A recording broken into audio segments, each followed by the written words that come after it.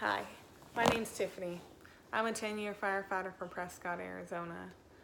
Now, I have this PowerPoint set up of pictures and quotes from, you know, firefighters carrying babies and, rescuing people, show all the very phenomenal things that firefighters do, but that doesn't drive the point across of what I'm about to talk about. I've labeled this the John Wayne syndrome. So there is a belief that the horrors and devastations that first responders see on a day-to-day basis don't affect us. They're what we call the John Wayne syndrome, where firefighters, medical personnel, police don't hurt unless it's physical. So what John Wayne would say, doesn't hurt until there's a bone sticking out. So we hold a front row seat to the best moments of your life. The day that your daughter breathes her first breath, because she just didn't want to wait until she got to the hospital, and we helped bring that life into the world. And then we hold a front row ticket to the worst days of your life, when we watch planes fly into the side of buildings and we lose hundreds of our personal and closest compadres. It is the darker moments that tend to outweigh the happy endings, and in many situations, comfort and reassurance are all that we have to give you. I mean, we can't fix everything. We can't undo the damage that has already done.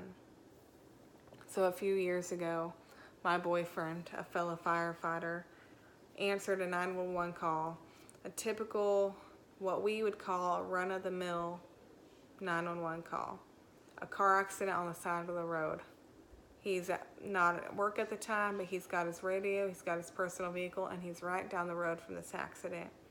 So he gets into his car, blood's pumping, he's excited. Everybody loves a good car accident. And then he hears the engine block's on fire. Heck, that's even more exciting. A fire, that's what we're bred to do, firefighters, right? So he gets to this accident. He's several minutes before the first responding apparatus.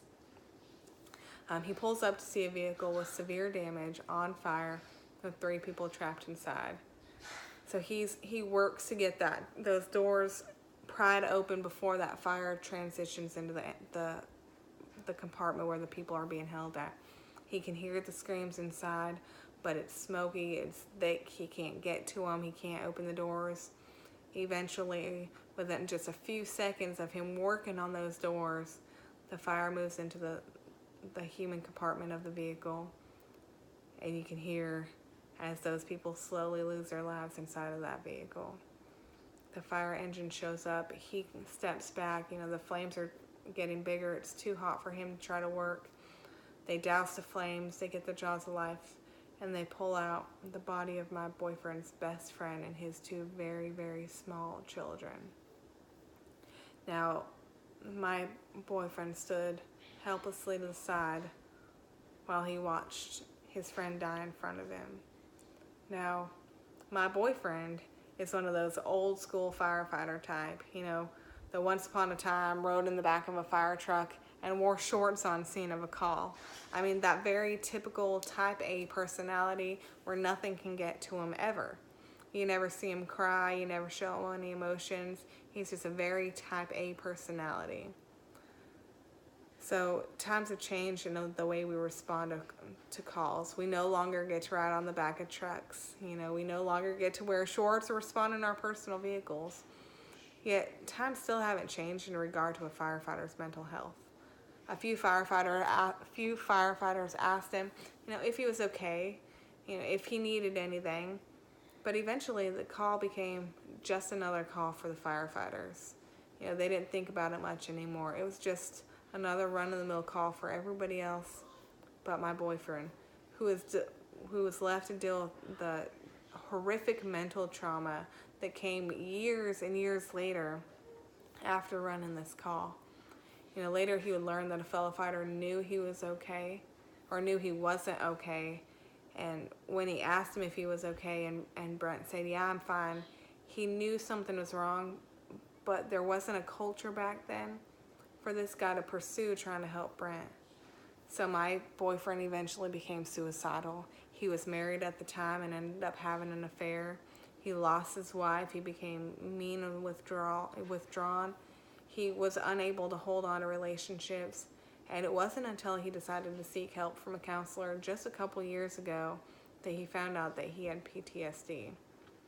Now, he got help, thank goodness, and began to not only share this story of his friend and his small children, but his story on just the tremendous effects that calls have on a firefighter's mental health. He is who encouraged me to seek help for accumulative stress disorder from running the same type of calls over and over and over again. Throughout time, they pile up on you, and next thing you know, you've got this crazy amounts of stress that you just don't know what to do about. So he encouraged me to seek help and learned of a phenomenal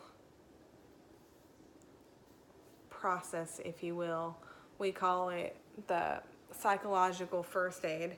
It's a woman by the name of Tanya Glenn, who has learned that a firefighter's mental health is just as important as a firefighter's physical health. You see firefighters, they're eating clean, they're working out, they're doing what's right for their bodies, but what are they doing? What are they doing for their mind? They've got to do something right for their mind too. So, psychological first aid, and I've got the quote here from the U.S. Department of Veterans Affairs. It says, is an evidence-informed modular approach for assisting people in the immediate aftermath of disaster and terrorism to reduce initial distress and to foster short and long-term adaptive functioning. So PFA is what we call it. PFA is equivalent to the civilian corporate athlete. So corporations work to have proactive measures for people in the workplace to minimize stress and unhealthy habits. Things such as dieting and exercise. I know my company does health rewards. So if you diet and you're exercising, you get good health reports from your doctor, then you accumulate points. The more points you get, the more money you get back at the end of the year on your medical expenses. And this is a motivation for people in a civilian side for a corporation and corporate athletes to better their health. And so PFA is that same equivalent. Our book, Operational Behavior, our organizational behavior, talks about this and how organizations are working harder to focus not just on a person's physical health, but their mental health as well. Tanya Glenn, this psychologist, said something amazing when she said, when you quit working out, it's the worst thing you could do for your mental health. So for the last 28 years that I've been alive, I was thinking I was working on my physical health, but in reality, I'm working just as much on my mental health. So leaders need to recognize the symptoms of stress and just understand those ramifications of overly stressed staff, and not only strive to educate their staff on how to manage stress, but also promote stress management in the workplace. So you look at the past and just the overabundance of suicide and mental or marital issues in firefighters, the drug habits and the alcohol habits. Moving forward, we need to focus on your colleagues and your coworkers, but mostly as a management, your staff's mental health. Because you can't have a future of your staff unless you work on those very tremendous things. I get very frustrated at my boss because every day at lunch he comes over to my desk, and I'm very busy with my job. I've transferred from the fire department into emergency management, into a role that is very time consuming and very stressful. And he comes every day at lunch and he's like, okay, Tiff, let's go. Grab your gym bag, we're going to the gym. And man, I fight it every day until I get there. and I realize what a huge stress reliever it is for me, what a mental break it is for me during the day to be able to get up out of that chair and go focus on something else besides my job. What he is doing is building a more resilient future for his staff.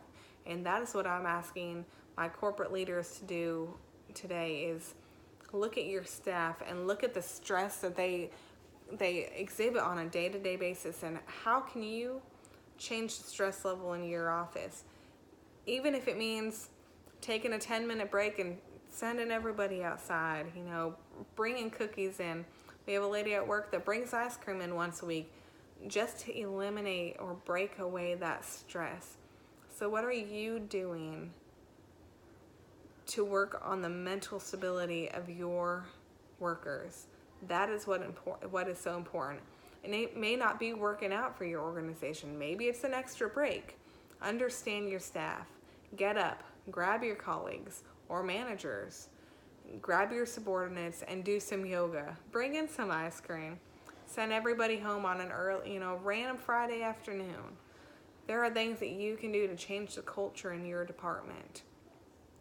And that is what I'm asking everybody to do. I'm calling you to look at your staff and how can you address the mental part of it. It's not just about the physical health, but how can you address the mental health of your department? How can you fix the present work on the present to fix the future? Because at the rate we were going to lose all of our firefighters. In 20 years, those firefighters that are starting out right now were just going to be just as bad as the firefighters are now. But their help and motivation and understanding that mental health is just as important as physical health. In 20 years, we'll see an increase in performance. We'll see a decrease in marital stress and alcoholism and personal stress if we focus on our mental health now. So what can you do for your department to work on their mental health? Thank you.